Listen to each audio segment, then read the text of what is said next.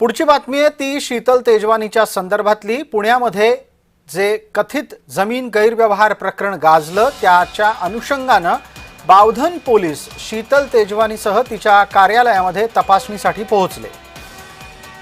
शीतल तेजवानी या प्रकरणातली एक आरोपी आहे। तिच्या उपस्थितीमध्ये कार्यालयाची झाडाझडती घेण्याचा प्रयत्न करण्यात आला, मात्र अवघ्या 2 मिनिटात बावधन पोलिसांना परतावं लागलं।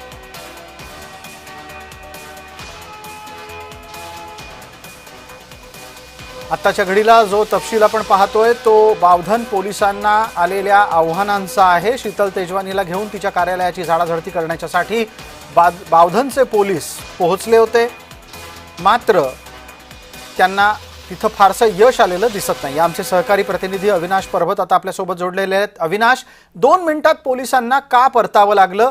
त्यांना शीतल तेजवानीच्या कार्यालयाची कसून झडती का घेता आली नाही?